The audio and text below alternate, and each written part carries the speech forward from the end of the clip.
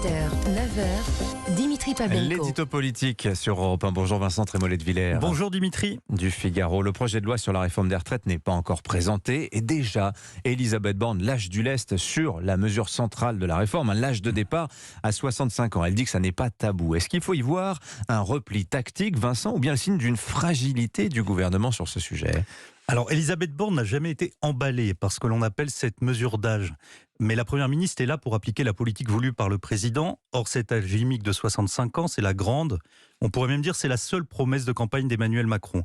Donc ce recul, ce n'est pas bon signe. Et pourtant, cette réforme est plus nécessaire que jamais. Il faut le répéter, c'est un impératif économique, le système est déficitaire. C'est une évidence démographique, la vie s'allonge et il y a de moins en moins d'actifs et de plus en plus de retraités. Petite parenthèse à ce sujet, il serait logique d'accompagner cette réforme d'une politique familiale. On pourrait ainsi développer la natalité, rajeunir le pays. Mais bon, je referme la parenthèse puisque la politique familiale a disparu avec François Hollande et que depuis, on ne l'a jamais retrouvée. Donc revenons à notre réforme des retraites. Vous vous rappelez qu'en 2017, elle devait être systémique, c'est-à-dire ne pas modifier l'âge de départ.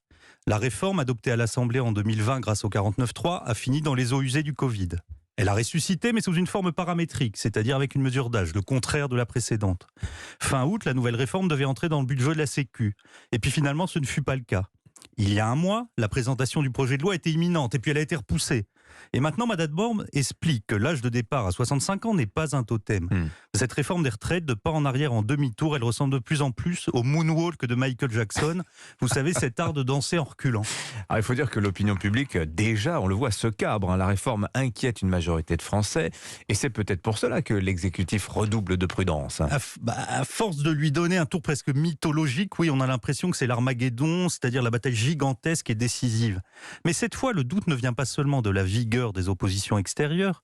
Le doute se nourrit aussi des contradictions d'un gouvernement qui promeut avec ce texte le contraire de ce qu'il fait tous les jours. Vous connaissez le proverbe qui dit « un arbre tombe toujours du côté où il penche ». Et depuis qu'Emmanuel Macron est à l'Élysée, tout penche du côté de la dépense publique. À la promesse libérale originelle répond une pratique étatique compulsionnelle. Des aides, des chèques, des subventions, des blocages tarifaires, partout, tout le temps. Et pour presque, je dis bien pour presque tous. Quelques chiffres pour montrer à quel point cette réforme est à rebours de toutes nos politiques publiques. Le report, déjà compromis de l'âge de départ à 65 ans, offre une économie d'une 30aine de milliards d'ici à 2035. La Cour des comptes, de son côté, déplore 560 milliards de dépenses supplémentaires en 2 ans, de 2020 à 2022, dont 140 milliards au titre de l'épidémie de Covid. C'est abyssal. Donc, cette réforme des retraites, c'est une goutte d'économie dans un océan de dépenses. Donc vous pensez que le gouvernement devrait renoncer à sa réforme ? Non, surtout pas. C'est même tout l'inverse. Mais je dis simplement qu'il faudra que le gouvernement se libère de la toile d'assistance, de guichet, de remise qu'il a lui-même tissée.